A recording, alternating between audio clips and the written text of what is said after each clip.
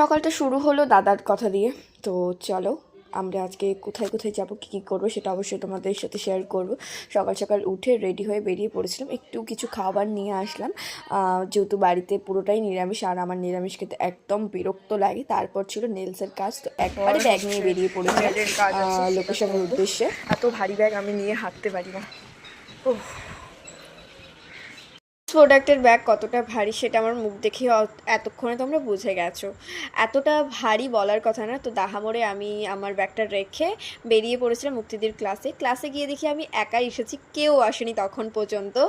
সবার আগে চলে এসেছি, এখনও পর্যন্ত কেউ আসেনি, কেউ না মুক্তিদি এসছে কিন্তু একটু বাইরে গেছে। তো আমি একা একা বসে আছি এখানে। তো চলো, আর ক্লাস হবে শুরু। তো মডেল আসেনি এখনও, মডেল আসবে। একে একে সবাই ঢুকতে আছে। ফার্স্টে আসলো মানুষী, তারপর মডেল আসলো, মডেলের ক্রিম্পিংও স্টার্ট করে দিল। এদিকে এসেছে ইশিকাদি আমাদের হেল্প করতে, মানে মুক্তিদির হেল্প করতে, প্লাস আমাদের সাথে ক্লাস করতে, গল্প করতে। এদিকে মানসী ম্যাডাম কী যে বলছে মানসী ম্যাডাম নিজেই জানে। তারপর আমাদের আবার গল্প স্টার্টিং তো আমাদের লেগে থাকেই। তো তারপর দিদি হেয়ার ক্লাসের মধ্যে সবাইকে বোঝাচ্ছিল, আমরা একটু গল্প গুজবও মাঝে মাঝে করে নিই, বেশ ভালো লাগে ক্লাস করতে, আর সবাই মিলে গল্প টল্প করতে খুব মজা লাগে। অনেক লেট হয়ে গেছে, আজকে ক্লায়েন্ট আছে, বাট ক্লাসে অনেকটা দেরি হয়ে গেছে।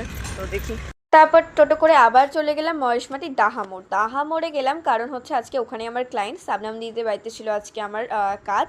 তো ফার্স্টে আমি তানিয়াদিকে ফোন করে নিচ্ছিলাম, তারপর তানিয়াদি এসে নেলস করার পর প্রত্যেকটা ভিডিও নিতে পারিনি। তারপর আমরা নিচে চলে আসলাম, নিচের ফ্লোরে। এবার সাবনাম দিদির নেলসটা করে এবার রেডি হয়ে ব্যাগটা গুছিয়ে বাড়ি চলে যাবো। সেরকম কোনো ভিডিও ক্লিপিং নেওয়া হয়নি, কারণ ওরাও তাড়াহুড়োতে ছিল আর আমিও তাড়াহুড়োতেই ছিলাম। ভীষণ কষ্ট হয়ে গেছে আজকের মতো, টাটা।